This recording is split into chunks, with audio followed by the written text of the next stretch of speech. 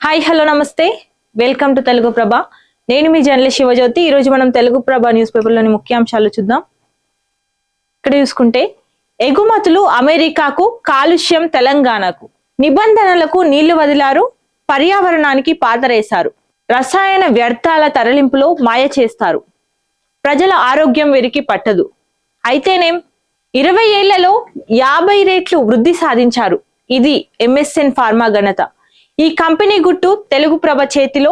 సోమవారం నుంచి వరుస కథనాలు రానున్నాయి, చూస్తూనే ఉండండి. 2005లో $22 మిలియన్ టర్న్ ఓవర్ ఉన్న కంపెనీ 2024-25కు వచ్చేసరికి $1 బిలియన్ పైగా టర్న్ ఓవర్ సాధించింది. అంటే 20 సంవత్సరాల్లో 50 రెట్లకు పైగా డెవలప్ అయింది. ఏడాదికి సగటున 25% పైగా గ్రోత్ రేట్, 10,000కు మించి ఉద్యోగులు, 25కు పైగా తయారీ యూనిట్లు. ఈ లెక్కలన్నీ ఒక సాధారణ కంపెనీవి కావు, ఓ హై గ్రోత్ ఫార్మా జాయింట్వి, అదే ఎంఎస్ఎన్. ఇక్కడ చూసుకుంటే మహిళా రిజర్వేషన్లపై మోదీ సర్కార్ కుట్ర, డీలిమిటేషన్ ప్రతిపాదనలతో ఎన్నికల వ్యవస్థపై ప్రభావం, 16న పార్లమెంట్ సమావేశాలు నిర్వహించడం ఎన్నికల కోడ్ ఉల్లంఘనే. మహిళా రిజర్వేషన్ బిల్లుకు కాంగ్రెస్ పూర్తిగా మద్దతిచ్చింది. సో డీలిమిటేషన్ వెనుక బీజేపీ కుతంత్రం ఉంది అంటూ సిడబ్ల్యూసి అనంతరం మీడియాతో ఇష్టాగోష్ఠిలో సీఎం రేవంత్ రెడ్డి వ్యాఖ్యానించారు. ఇక్కడ చూసుకుంటే రాజకీయ ప్రయోజనాల కోసమే ప్రభుత్వ అత్యుత్సాహం, మహిళా సాధికారత, సామాజిక న్యాయంపై కాంగ్రెస్ కు ఎవరి సర్టిఫికేట్ వద్దు, ప్రభుత్వ నిరంకుశ నిర్ణయాలకు వ్యతిరేకంగా గలం విప్పాలని నిర్ణయం. సిడబ్ల్యూసి సమావేశంలో కాంగ్రెస్ అధ్యక్షుడు ఖర్గే వ్యాఖ్యానించారు. వ్యూహ రచన కోసం వచ్చే వారం ఖర్గే ఆధ్వర్యంలో భేటీ నిర్వహించనున్నట్టు కూడా తెలుస్తుంది. బట్టి ప్రభకు మసక, కుటుంబ పెత్తనం పైన బాహటంగానే విమర్శలు, తీవ్రమవుతున్న కమిషన్ల వాదనలు, శాఖ మార్పుపై చర్చోపచర్చలు, అధిష్టానానికి సహకరించడం లేదనే ఆరోపణలు కూడా వస్తున్నాయి. తీవ్ర అసంతృప్తిలో ఢిల్లీ నాయకత్వం, ముఖ్య నేతల మధ్య విక్రమార్క పైన చర్చలు జరుగుతున్నాయి.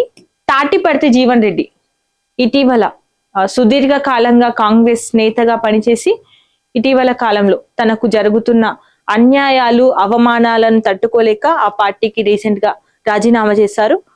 రీసెంట్ గా అన్నా దేవుడే పంపిండు మీతో కలిసి పనిచేయమని ఎర్రవల్లి ఫామ్ హౌస్ లో కేసీఆర్ ని కలిసిన సందర్భంగా మాజీ మంత్రి జీవన్ రెడ్డి భావోద్వేగానికి గురయ్యారు.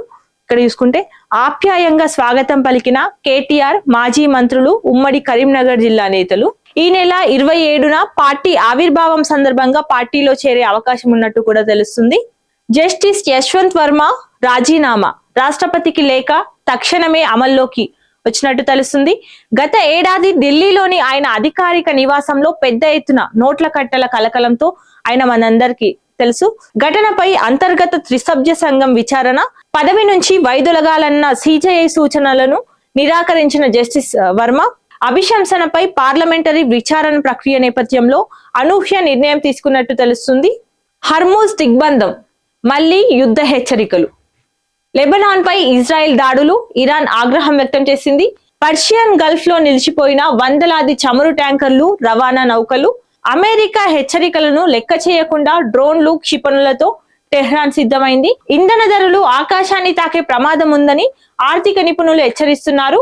పశ్చిమాసియాలో ముదురుతున్న సంక్షోభం, సందిగ్ధంలో శాంతి చర్చలు, ఒప్పందాన్ని కాపాడేందుకు ప్రయత్నిస్తున్న ట్రంప్ విజ్ఞప్తి బేఖాతరు.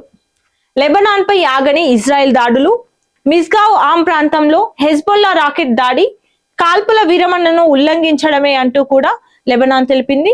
శాంతి చర్చల నుంచి తప్పుకుంటామంటూ కూడా ఇరాన్ హెచ్చరించింది. పశ్చిమాసియాలో ఉద్రిక్తతలు క్షణక్షణానికి మారుతూ అంతర్జాతీయ సమాజాన్ని ఉత్కంఠకు గురి చేస్తున్నాయి. లెబనాన్ పై దాడులను నియంత్రించాలని ట్రంప్ సూచించిన తాజాగా లెబనాన్ లోని 2 కీలక పట్టణాలపై ఇజ్రాయెల్ వైమానిక దాడులు జరపడం అంతర్జాతీయంగా ఆందోళన కలిగిస్తుంది. ఈ దాడులపై ఆగ్రహం వ్యక్తం చేస్తున్న ఇరాన్ ప్రపంచ చమురు రవాణాకు అత్యంత కీలకమైన హర్మూజ్ జలసంధిని పూర్తిగా మూసివేసింది. ఈ సంక్షోభానికి శాశ్వత పరిష్కారం కనుగొనేందుకు అమెరికా, ఇరాన్ మధ్య ఇస్లామాబాద్ వేదికగా శని, ఆదివారాల్లో జరగాల్సిన చర్చలు ఇప్పుడు సందిగ్ధంలో పడ్డాయి. ఇరాన్ పార్లమెంట్ స్పీకర్ మొహమ్మద్ బాగేర్ గాలిబఫ్ పెట్టిన ముందస్తు షరతులు దౌత్య వర్గాల్లో కలకలం రేపుతున్నాయి. మరోవైపు అమెరికా తన వైఖరిని స్పష్టం చేస్తూ చర్చలకు సిద్ధమైంది. అమెరికా ఉపాధ్యక్షుడు జేడి వాన్స్ నేతృత్వంలోని ఉన్నత స్థాయి బృందం పాకిస్తాన్ కు బయలుదేరింది. ఇక్కడ చూసుకుంటే ప్రభుత్వ రంగ సంస్థలకు డేంజర్ బెల్స్, భారీ ఆర్థిక నష్టాలతో సతమతం. నెగటివ్ నెట్వర్త్ ముంగిట 9 సంస్థలు, నికర లోటు సుమారు 50,930.63 కోట్లున్నట్టు తెలుస్తుంది. ప్రభుత్వ ఈక్విటీ పెట్టుబడి 17,921.33 కోట్లు. మూసివేత దిశగా 16 సంస్థలు.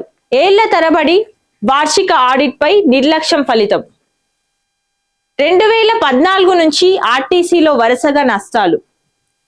డిస్కంలు, హైదరాబాద్ వాటర్ వర్క్స్, మిషన్ భగీరథది అదే దారి. ఆర్థిక క్రమశిక్షణ పాటించకపోవడమే ప్రధాన కారణం. ఆదాయ వనరుల సమీకరణలో ఘోర వైఫల్యమన్న కాగ్. ఇక్కడ చూసుకుంటే ఒంటరి జీవులకు క్యాన్సర్ ముప్పు. పెళ్లి కాని వారిలో సమస్య తీవ్రంగా ఉన్నట్టు తెలుస్తుంది. పురుషుల కంటే కూడా మహిళల్లోనే ఎక్కువగా ఈ క్యాన్సర్ ముప్పు కనిపిస్తుంది. మగువలపై 83%, మగవారిపై 68% క్యాన్సర్ ప్రభావం పడుతుంది.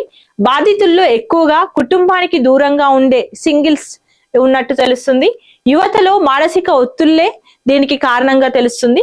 సో పెళ్ళంటే 100 ఏళ్ల పంట కాదు, జీవితానికి పెద్ద మంట అంటూ పెళ్లి మాట ఎత్తకుండా ఉండిపోతున్న బ్రహ్మచారిణుల సంఖ్య ఇటీవల కాలంలో గణనీయంగా పెరుగుతూనే ఉంది. అసలే ఆలస్యపు వివాహాలు, ఆపై ఆదిలోనే పెటాకులవుతున్న కేసులు ఎక్కువ అవుతున్నాయి. సోలో బతికే సో బెటర్ అని సింగిల్ గా ఉండడానికే స్త్రీ పురుషులు ఇష్టపడుతున్న కాలం ఇది. అయితే అది మంచిది కాదంటూ ఓ పిడుగు లాంటి విషయం ప్రపంచవ్యాప్తంగా గుబులు రేపుతుంది. ఇక్కడ చూసుకుంటే అంతరిక్షం నుంచి భూమికి ఆర్టెమిస్ 2 వ్యోమగాముల పునరాగమనం, ఆ 13 నిమిషాలే కీలకం అంటూ కూడా తెలుస్తుంది. ఇక్కడ చూసుకుంటే రన్నింగ్ కమెంటరీ.